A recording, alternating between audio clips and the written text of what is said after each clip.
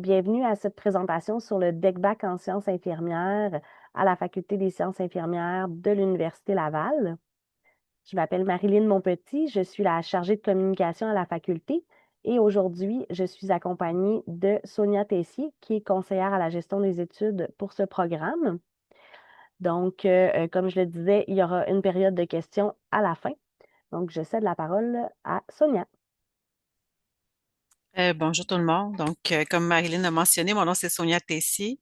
Mon rôle là, au sein de la faculté, c'est au niveau des étudiants. Donc, je m'occupe dans le fond du début de l'admission jusqu'à la diplomation.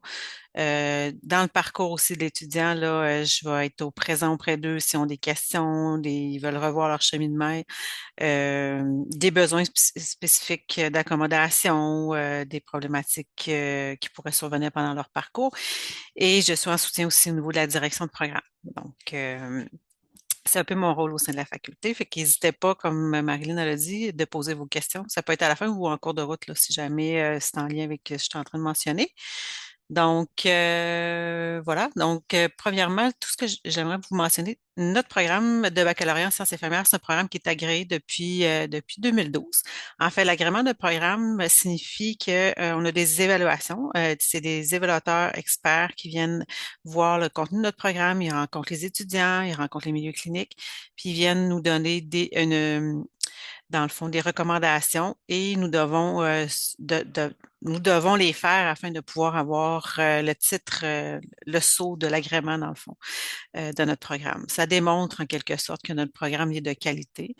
Et c'est souvent demandé aussi également quand les étudiants vont travailler à l'extérieur là, de la province. Donc, voilà. Aujourd'hui, dans le fait, je vais vous parler plus précisément, là, dans le fond, pourquoi devenir faire un baccalauréat, la durée, les cheminements, les stages, les cours, les admissions, puis la vie étudiante et universitaire là, au sein là, de la faculté. Puis il va y avoir aussi là, une nouveauté, on va vous parler aussi également là, des bourses là, qui sont offertes aux étudiants.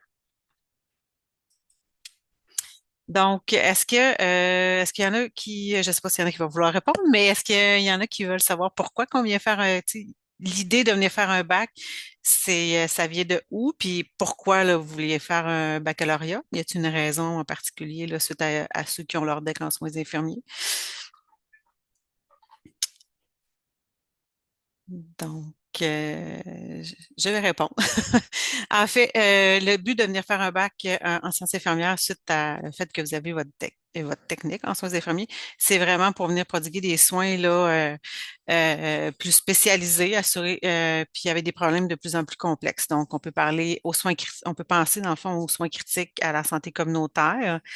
Ça permet aussi d'accéder à des milieux de pratique différents, dont les CLSC, les GMF, euh, puis aussi, un des points quand même qui est important, ça vous permet de vous distinguer auprès des employeurs parce qu'il y a seulement 50% des infirmières qui ont leur baccalauréat actuellement. Donc, ça permet de vous distinguer là, pour des éventuellement là, postes offerts. Et aussi, ça vous permet d'accéder là, à des études supérieures de maîtrise et de doctorat et les maîtrises PS également. Donc, voilà. Au niveau de l'admission, au niveau de notre faculté, on a une admission à l'automne et à l'hiver. On ne demande pas, dans le fond, il n'y a pas de quota minimal là, pour être admis au programme. Donc, tous les étudiants là, qui déposent une demande d'admission sont admissibles. Donc,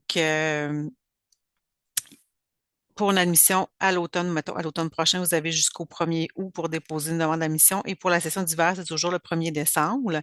En termes de cohorte étudiants, là, normalement, à l'automne, on admet environ 200 étudiants et à l'hiver, environ une cinquantaine d'étudiants là, qui rentrent là, à la session d'hiver. Fait que la cohorte d'hiver est une plus petite cohorte. Donc, voilà. Donc, par la suite, je vais vous parler un peu de la durée du parcours. Le cheminement d'ECBac, c'est un cheminement qui peut être fait à temps complet et à temps partiel. Donc, quand vous commencez, c'est un programme de 105 crédits. Vous avez pas 69, vous avez 69 crédits à faire. Vous avez 36 crédits là, qui sont crédités. Donc, ça vous permet de faire un parcours à ce moment-là sur 2 ans, 2 ans et demi, toujours à temps complet, 3 ans, 4 ans. En fait, vous avez 8 ans pour vous diplômer d'un bac. C'est pas ce qu'on souhaite. On souhaite vous faire diplômer plus rapidement, mais c'est pour vous mentionner là, que c'est des possibilités. Je vais arrêter ce partage-là. Je vais vous montrer les différents cheminements qui sont possibles au sein de la faculté. Je vais vous montrer dans le fond les cheminements d'un étudiant là, typique qui va commencer à l'automne. Donc, je vais vous partager mon écran.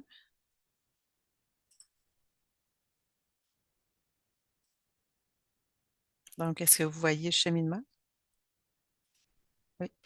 Donc, ça, c'est vraiment le cheminement là, typique sur 2 années à temps complet. Fait que, on parle vraiment de sessions de 15 à 15, pas mal 15, 14 crédits.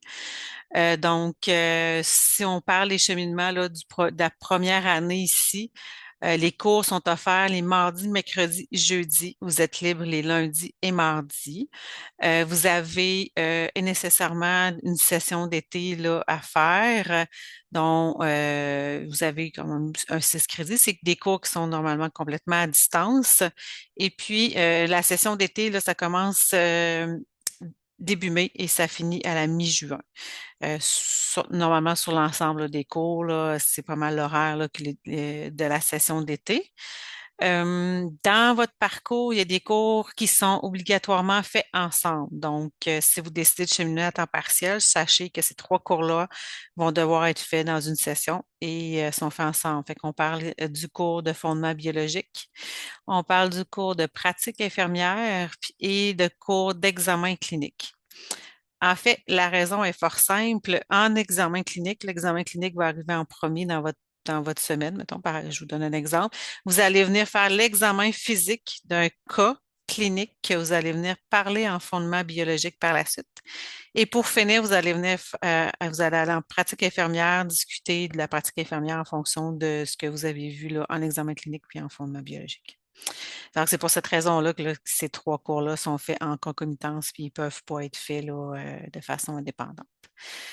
Par la suite, je vous ai parlé de l'horaire là, de la première année, les mardis, mercredis, jeudis. Quand on arrive en deuxième année, les cours ont lieu les lundis, mardis, et vous pouvez être en stage mercredi, jeudi et vendredi et une fin de semaine sur 2.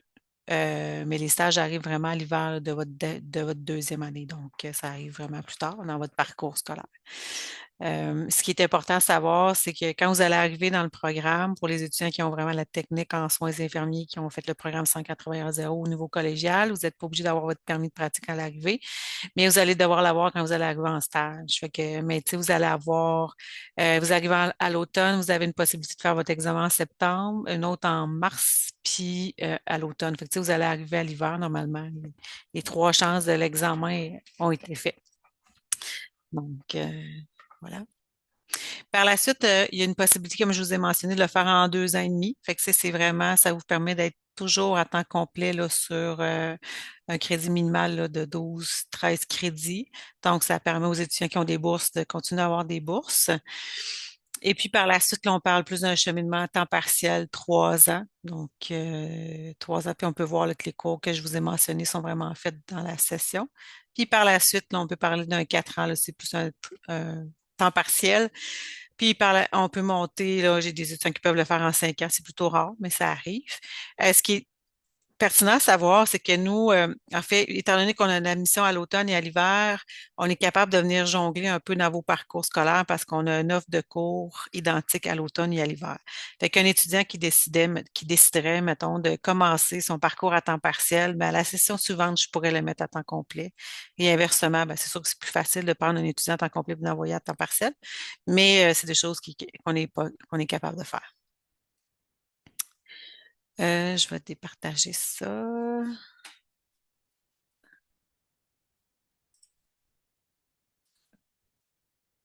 Je vais aller rechercher la présentation.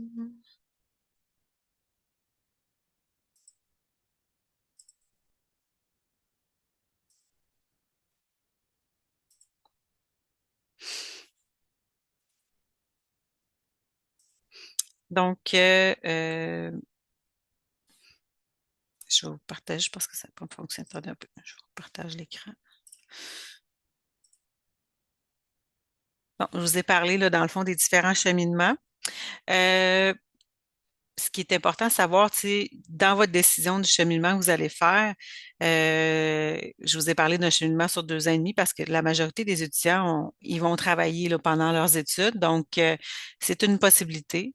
Ce qui est important de savoir, c'est que, dans le fond, un, idéalement, on vous mentionne, tu sais, au plus, si vous travaillez, non, excusez, si vous cheminez à temps complet, de faire au maximum un 4-14 là, dans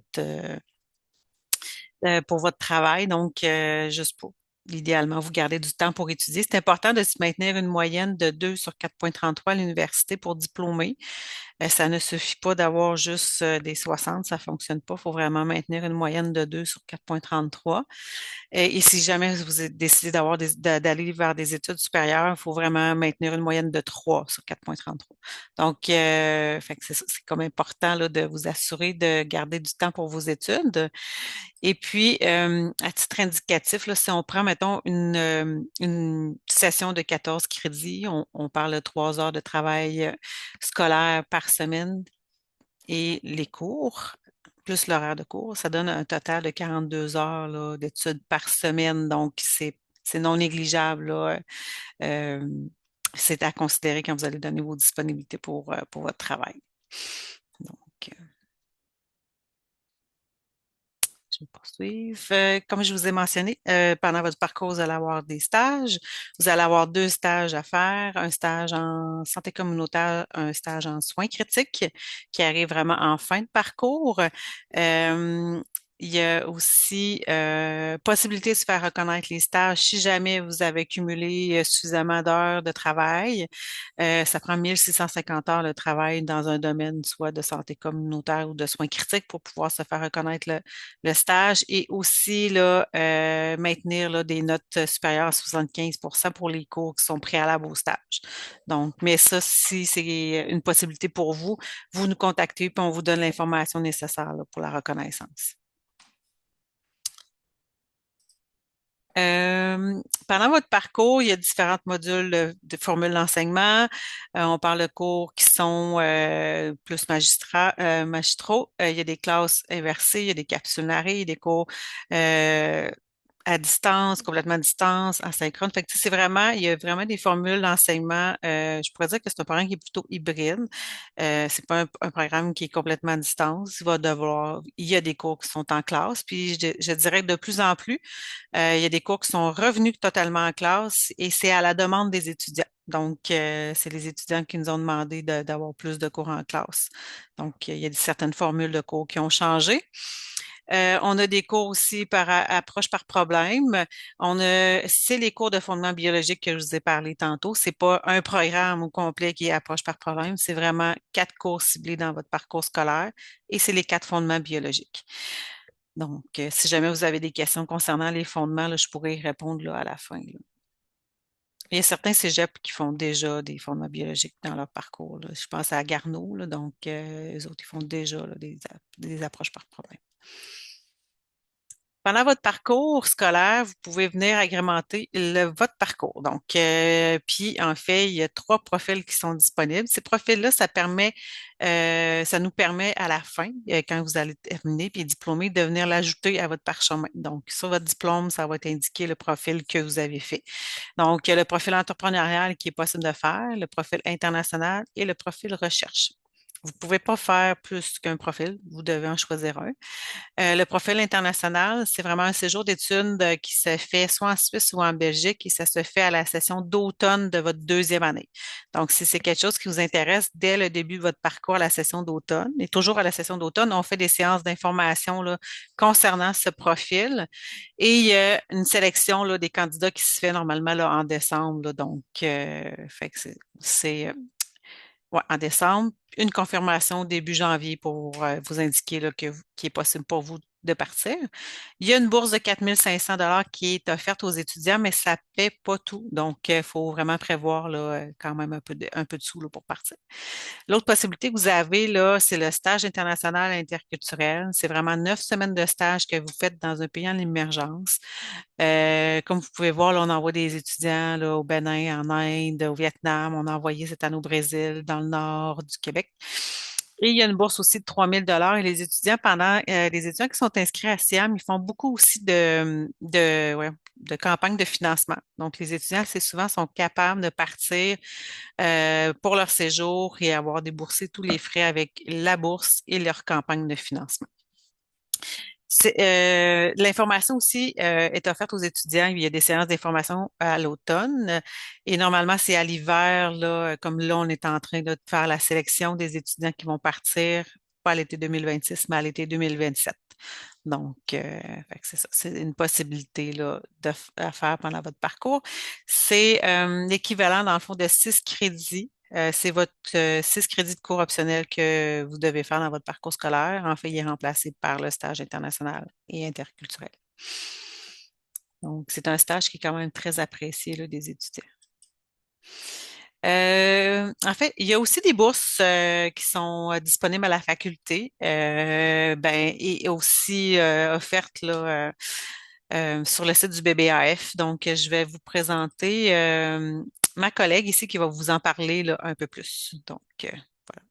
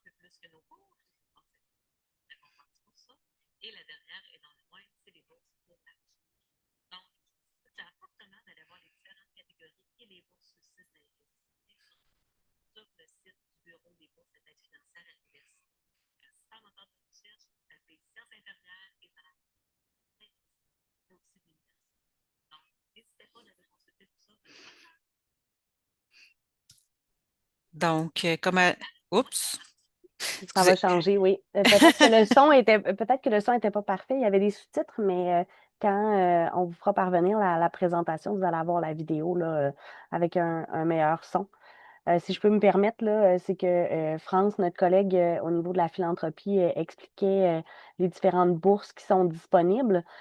Souvent, on associe beaucoup à l'excellence, mais il y a plein d'autres bourses justement qui sont possibles. Et vous les avez entre autres là, sur notre site à nous ou sur le site du BBAF, comme elle expliquait.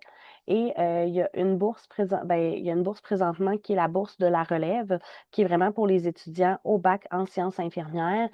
En fait, pour pouvoir appliquer sur cette bourse-là, il faut avoir déposé une demande d'admission pour l'automne 2026. Donc, si c'est quelque chose que vous planifiez là, de déposer une demande d'admission pour l'automne 2026, si vous le faites avant le 15 février, mais en fait, vous pouvez aller si vous faites votre demande avant le 15 février, vous pouvez aller remplir après le formulaire pour être admissible à une bourse. C'est une bourse de 2 000 $, je pense, si je ne me trompe pas. Euh, je ne veux pas m'avancer avec un mauvais montant, mais je pense que c'est 3 bourses de 2 000 $ qu'on offre justement là. C'est quand même une belle, un beau coup de pouce. Effectivement, c'est une bourse de 2 000 $ qui est offerte. Donc, si vous déposez avant le 15 février, vous pouvez aller remplir le formulaire et être admissible peut-être pour la bourse. Et le site, le Bureau des bourses et de l'aide financière, le BBAF, c'est vraiment Oui. votre meilleur allié pour les bourses. Allez fouiner, Mhm. allez regarder. Donc, il y a plein d'opportunités, autant pour les bourses et aussi pour justement là, de l'aide au niveau des prêts et bourses. Même quand vous êtes rendu étudiant à l'université, il y a aussi de l'aide il y a aussi de l'aide financière qui peut, des outils pour vous aider justement financièrement pour bien arriver là, qui sont offerts là, par ce bureau-là. Merci. Donc, pour poursuivre, en fait, s'il y a des gens qui viennent en fin de semaine aux portes ouvertes, il sera possible de venir voir notre pavillon et le centre apprentisse. Donc, la majorité de vos cours se donnent dans le pavillon Ferdinand Vendry. Vous allez être étudié, en fait, avec des étudiants de médecine et de pharmacie. Donc, c'est quand même un milieu qui, comment je pourrais dire, en mouvement. Il y a beaucoup d'effervescence dans le pavillon, là. Donc, c'est vraiment un beau milieu d'études. Donc, on peut voir là, un peu ici le centre apprentisse. Ici, on voit c'est le CRA. En fait, c'est un espace là, que vous pouvez étudier. Vous avez ici le café étudiant, donc café étudiant. Donc, vous pouvez y manger, prendre un bon café. Cafétéria ici. Donc, puis ça, c'est la cour arrière du pavillon. Donc, c'est un peu là, le pavillon là, où vous allez étudier. Par la suite, il y a la vie étudiante. Ça aurait été plaisant d'ailleurs qu'il y ait une étudiante qui vous en parle, mais si vous venez aux portes ouvertes, il va y avoir des étudiantes qui vont pouvoir, étudiantes qui vont pouvoir vous en parler. Vous avez une association étudiante qui est quand même très impliquée là, au niveau de la faculté, au niveau de l'université. Il y a plusieurs activités qui sont organisées pendant l'année, des parties, que ce soit des parties ou euh, des événements. On peut penser dans le fond au début de votre parcours à la remise de l'uniforme. Donc, excusez, c'est vraiment organisé par les étudiants. Donc, vous avez un uniforme qui vous est remis là en début de parcours. C'est une soirée très protocolaire, donc c'est quand même très aimé là, des étudiants. Je suis pas sûre que ça se fait partout, mais en tout cas, nous, on offre ben, c'est pas nous qui le ferons, c'est les étudiants qui l'organisent. Vous avez le Gala Anderson aussi. Le Code orange, c'est vraiment un moment où que les étudiants, dans le fond, ils viennent simuler une arrivée massive dans un hôpital. Fait que, dans le fond, il y a, si je me trompe pas, Marilyn, il y a sciences infirmières, il y a C'est des techniques Ouais, soit ouais, c'est ça, ambulancière, exactement. puis policière. Donc, qui participent à cet événement-là. On a aussi des enseignants là, qui sont présents. Donc, c'est vraiment une simulation là, d'arrivée massive. L'année passée, c'était un accident de voiture. Non, l'année passée, c'était une fête foraine. Ah, c'est une fête. Oh oui, c'est vrai. C'est ça, OK. c'était une fête foraine, puis Ouais. c'est vraiment bien, c'est vraiment réel, là, dans le sens où c'est vraiment bien orchestré, puis tu sais, c'est les gens qui simulent, qui se sont fait mal ou quoi que ce soit, qui sont dans la simulation, sont très bien préparés, donc tu sais, sont maquillés, sont drillés, donc c'est vraiment impressionnant. Puis si vous venez aux portes ouvertes qui ont lieu ce week-end, comme Sonia le disait, là, samedi, de 10h à 15h. Il va y avoir, entre autres, les gens du comité du Code Orange qui sont là. Donc, pour en parler justement là, du prochain Code Orange, de c'est quoi l'expérience. Et donc, ça permet là, de discuter avec des étudiants qui le vivent présentement. Voilà. Fait que c'est quand même, vous avez quand même une asso vraiment très impliquée, là. Donc, attendez un peu. Euh, Si vous choisissez, dans le fond, de venir à l'Université Laval, on parle d'une université, d'une vie de campus. Donc, il n'y a pas juste notre pavillon, c'est plein d'autres pavillons, plein d'autres domaines d'études. Fait que c'est quand même une vie où est-ce qu'il y a un milieu qui a beaucoup d'effervescence. Vous avez, pendant votre parcours scolaire aussi, si vous étudiez en temps complet, vous avez accès au PEPS. Donc, vous avez accès aux infrastructures du PEPS, sauf, dans le fond, pour la salle d'entraînement, il faut vraiment payer des frais pour la salle d'entraînement. Puis, c'est ça, comme je vous mentionnais, c'est vraiment une vie de campus où il y a au-dessus de 30 000 étudiants, je me trompe pas là, ou sinon plus, qui, euh, qui partagent le milieu avec vous. Donc, fait que c'est un peu ça. Sans oublier, ben, il y a les résidences, puis il y a aussi Oui, les oui, fameux tunnels. Donc, oui, si vous restez, entre autres, dans les résidences, ben, vous pouvez vous rendre à vos cours en laissant le manteau à la maison, par exemple, l'hiver. oui. Donc, c'est quand même quand même impressionnant là, de pouvoir se promener dans les tunnels pour se rendre d'un pavillon à l'autre aussi. Donc, c'est un peu les informations que je voulais vous donner.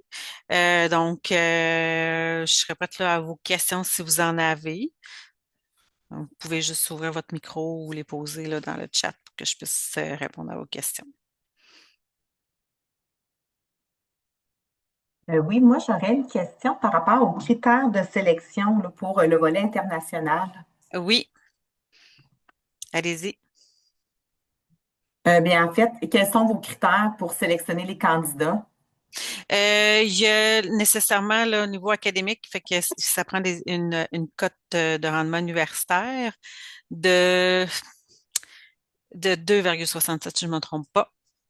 Et puis, par la suite, c'est des entrevues de sélection. Fait que ça prend vraiment un minimum au niveau scolaire, académique. Puis par la suite, c'est vraiment là, des entrevues de sélection qui se fait avec le conseiller à la gestion des études et les responsables là, du programme, du profil ou soit de SIAM. Donc, voilà. Est-ce que ça répond à Et votre puis, question?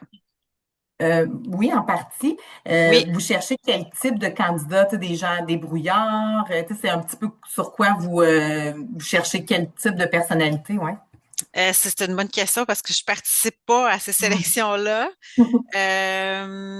Je pourrais pas vous répondre officiellement là. Je pourrais prendre votre nom puis valider là, avec la personne qui s'en occupe. Je suis pas en mesure de vous répondre là.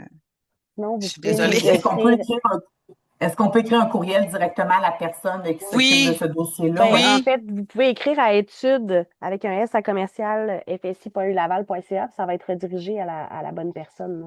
Ouais, OK, parfait. je vais le mettre dans la discussion là, l'adresse courriel. Oui, Ben, je la vois à l'écran présentement. Ah, ok, c'est bon. oui, parfait. J'ai mis aussi les informations plus générales là, sur le profil international dans le clavardage aussi. Parfait, merci. J'ai une question là, de Monique qui se demande si infirmière auxiliaire peut faire cette formation. Non, en fait, vous pouvez pas partir de votre diplôme puis venir faire le deck-back. Vous devez passer par le cégep. Dans le fond, c'est vraiment le programme, ça prend vraiment un deck en sciences infirmières pour être admissible là, au deck-back. Il y a souvent des étudiants qui vont faire un DEP-DEC. Je sais qu'il y a certaines pas universités, mais cégep qui l'offrent. Donc, vous- puis si vous faites le DEP-DEC, là, à ce moment-là, vous allez être admissible au DEC-BAC. Mais il y a comme une partie que vous devez faire au collégial. Le 1650 heures pour les stages, c'est comme infirmière et non CPI. Donc, pour la reconnaissance, ça prend vraiment des heures en tant qu'infirmière. La deuxième année pour les jours d'école et de stage, en fait, les jours d'école de la deuxième année, c'est les lundis, mardis et vous pouvez être en stage mercredi, jeudi, vendredi. Ce qui est important de savoir pour les stages, c'est qu'il y a deux sections. Fait que vous avez une section avant la semaine de relâche, puis il y a une section après la semaine de relâche. Donc, fait que ça se peut que si vous n'avez pas deux stages, vous n'êtes pas en stage toute la session. Vous avez juste 13 jours de stage à faire, soit avant la semaine de relâche ou après la semaine de relâche.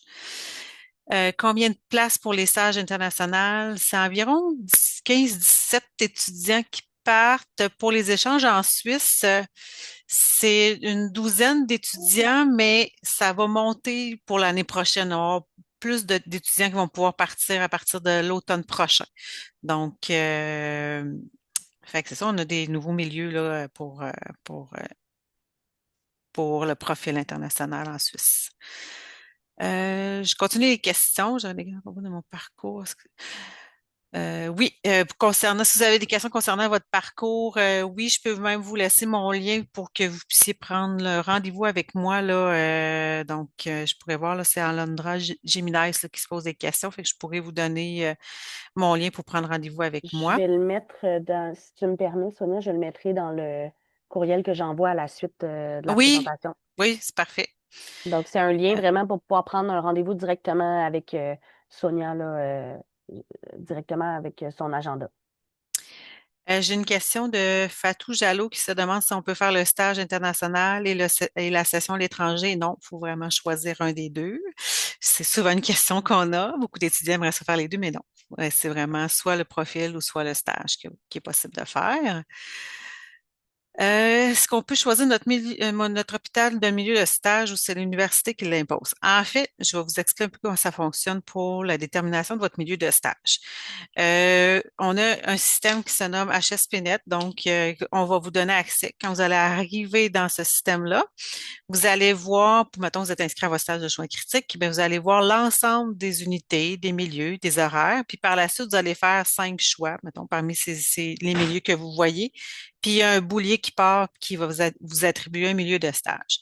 Fait que oui, c'est une imposition parce que d'une façon, mais vous avez quand même fait une certaine sélection. Puis normalement, je dirais que 80% des étudiants, là, il y a un milieu qui ont dans les dans les choix qu'ils ont fait. Donc, la prochaine question concerne la bourse perspective. Est-ce qu'on peut avoir la bourse admission et la bourse perspective? C'est deux choses complètement différentes. Fait que oui. Euh, Par la suite, je vais devoir. OK, bon, c'est bon. Donc, j'ai fait le tour des questions là, qui étaient dans la discussion. Je ne sais pas si vous en avez d'autres.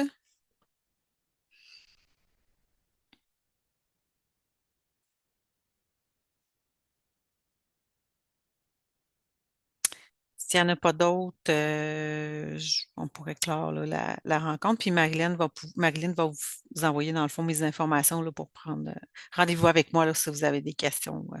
Exactement. Moi, Oh, j'aurais juste une dernière question. Oui, Sonia, oui, elle est oui. parfaite. Non, t'es encore là, parfait. oui, il n'y a pas de Euh, problème. c'est ça, parce que t'es parti en dessous dans mon écran, là, ça avait bougé. Euh, donc, en fait, ça, moi, j'ai manqué le début, là, je suis vraiment désolée. Par contre, est-ce que ça se fait vraiment en 2 ans, le deck back, ou c'est 2 ans Oui, avec une session d'été? Je vais juste préciser là, la durée. c'est 2 ans avec trois sessions. Là. Il y a des sessions d'été. Fait que vous pouvez le OK. faire, c'est 6 sessions au total. 2 ans. Mais vous pouvez le faire en 2 ans et demi, vous pouvez le faire en 3 ans, en 4 ans. Ça peut être fait aussi à temps partiel. OK, parfait. Fait que dans le fond, c'est 2 ans, mais 6 sessions totales. Puis Oui, si on fait oui. la session à l'international, est-ce qu'on s'ajoute des sessions ou ça Non, rentre quand même dans le 6 sessions? ça rentre dans le 6 sessions. OK, parfait. Oui. On peut pas, ça vient pas s'ajouter, là. Ça fait partie de votre parcours scolaire. OK. Là, je lâche pas le truc international là, parce que Il n'y a c'est pas de vraiment problème. ça qui est intéressant. Tu sais, vous avez dit, bon, 15 à 17 élèves, puis là, Oui. 12 élèves pour Mhm, l'autre volet, puis peut-être l'année mhm. prochaine, ça va augmenter. Oui. Tu sais, c'est environ un élève sur combien, tu sais, par rapport à ceux qui postulent, ceux qui peuvent vivre l'expérience, vous diriez que c'est à peu près un élève sur deux ou plus que ça? Ou... Je pense que c'est plus que ça qui peuvent Oui, partir, OK. là. Oui. Oui. Les possibilités sont quand même bonnes, là. Oui. Si quelqu'un veut Oui. vraiment faire ça, là, oui. Et je vous dirais davantage là, pour l'année prochaine, puis même pour l'automne cette année, on va être en mesure d'envoyer plus de monde dès cet automne. Là. Fait que pratiquement tout le monde va pouvoir y aller l'automne prochain. Fait que c'est plus OK. qu'un sur deux. Mais posez votre question à étude, puis on va pouvoir vous, tu sais, vous Oui. donner vraiment le nombre d'étudiants là, qui ont déposé et tout ça.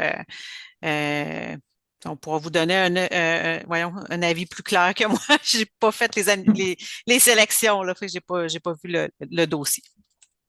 Parfait. Puis, est-ce qu'on peut postuler pour les deux, tu sais, pour être sûr peut-être d'en avoir au moins un des deux? Il faut que tu décides pour quel volet tu postules à l'avance. Ça serait une autre question à poser. Je sais OK. que les sélections, en fait, les sélections se font en deux temps. Fait que, tu sais, la première sélection qui se fait, c'est pour le profil international. Puis par OK. la suite, SIAM se fait. Est-ce que les étudiants, ils ont pas, moi, je pense que vous pouvez postuler sur les deux. Puis par la suite, si vous êtes admise au profil, puis c'est celui-là que vous faites, ben, vous pouvez vous décider du stage international. Mais ils se font comme en deux temps. Fait que, tu sais, moi, je pense que c'est comme une possibilité de déposer, mais vous ne pourrez pas faire les deux. Ouais, ça, je comprends, mais au moins, on se donne plus de chances d'en faire au Oui, moins un des deux. oui, c'est ça. Parfait. Puis, tu sais, ben, je sais pas si vous allez pouvoir me répondre, sinon je pourrais peut-être continuer avec le courriel, Oui. là. Mais quand l'endroit où on habite, quand on est à l'étranger, est-ce que c'est décidé par l'Université Laval ou c'est nous qui devons trouver un logement? En fait, pour le profil international, on a des ententes avec les milieux pour que les étudiants puissent résider dans les résidences. Fait que oui, OK. il y a des frais, mais il y a une Mhm. possibilité de résider dans les résidences. Par contre, si un étudiant décidait de se prendre un appartement, il est libre de faire ce qu'il veut, là. OK. Mais fait que c'est ça, mais on a quand même des ententes là, pour les profils. Pour les stages, c'est la même chose. On vous envoie, il y a souvent pour les stages internationaux, quand vous parlez dans un pays dans l'émergence, on, on vous laisse pas partir sans avoir de milieu là où vous allez résider.